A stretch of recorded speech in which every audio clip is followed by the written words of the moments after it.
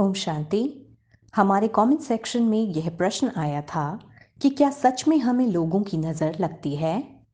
उत्तर है, वास्तव में हमारे अंदर चलने वाले थॉट्स ही हैं जिनको हम नज़र कहते हैं।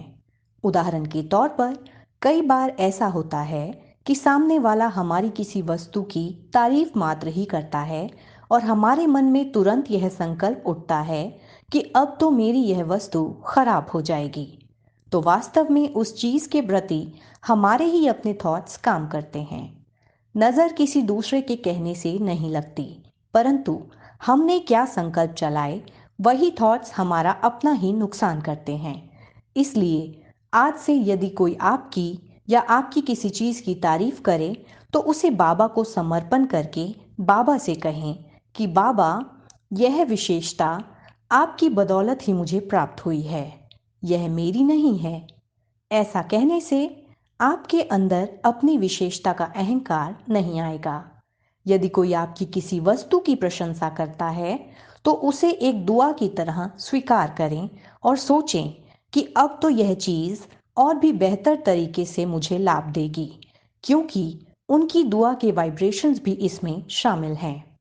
हालांकि कई बार ऐसा भी होता है कि कुछ लोग हमारे प्रति नेगेटिव संकल्प भी रखते हैं, जिसके बारे में बहुत बार हमें पता भी होता है। ऐसे केस में हमें उनके नेगेटिव वाइब्रेशंस को रिसीव नहीं करना है।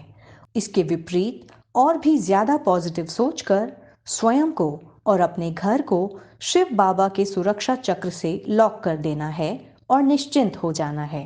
परंतु कई बार ऐसा होता है कि हम नेगेटिव सोच सोचकर सामने वाले के नेगेटिव वाइब्रेशंस को और भी जल्दी कैच करते हैं।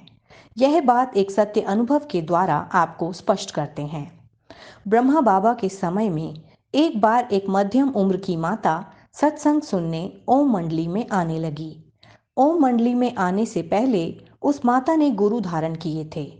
जैसे ही उसके गुरु को यह बात पता चली कि वह माता अब ओम मंडली में जाने लगी है, तो उस गुरु ने तुरंत उस माता को बुलवाया। माता वहां पहुंची तो गुरु ने माता के मुंह से सुनना चाहा, तो माता ने बताया कि हाँ, मैं ओम मंडली जाती हूँ। इस पर गुरु ने क्रोधित होकर माता को यह शाप दिया कि तूने अपने गुरु का त्याग किया है, तुम जानलेवा बीमारी से तड़प तड़प कर मरोगी।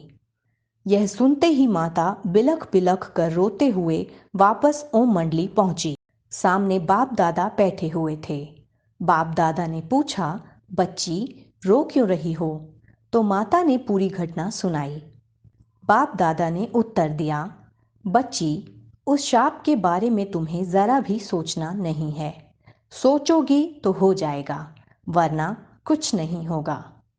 माता बाप दादा की यह बात सुनकर निश्चिंत हो गई। माता ने यज्ञ में खूब सेवाएं दी, यहाँ तक कि वह साधारण सी दिखने वाली माता कार ड्राइविंग भी करती थी और 90 की उम्र पार करने के बाद बहुत ही सहज तरीके से माता ने शरीर भी छोड़ा था। तो इस सत्य अनुभव में स्वयं परमात्मा शिव द्वारा दी गई शिक्षा के माध्यम से हम यह समझ सकते हैं कि हमारे थॉट्स के द्वारा ही हम नेगेटिविटी को रिसीव करते हैं। कोई भी नेगेटिव संकल्प आते ही मन में 3 बार उसको कांटा मार करके रिजेक्ट करें। यदि आपके मन में भी कोई प्रश्न है तो आप हमारे कमेंट सेक्शन में कमेंट करके अपना प्रश्न पूछ सकते हैं। हम जल्द से जल्द आपके प्रश्नों के समाधान के साथ हाजिर होंगे। अपने प्रश्नों का उत्तर आपको मिल सके, इसके लिए चैनल को सब्सक्राइब करें और बेल आइकन दबाना ना भूलें। ओम शांति।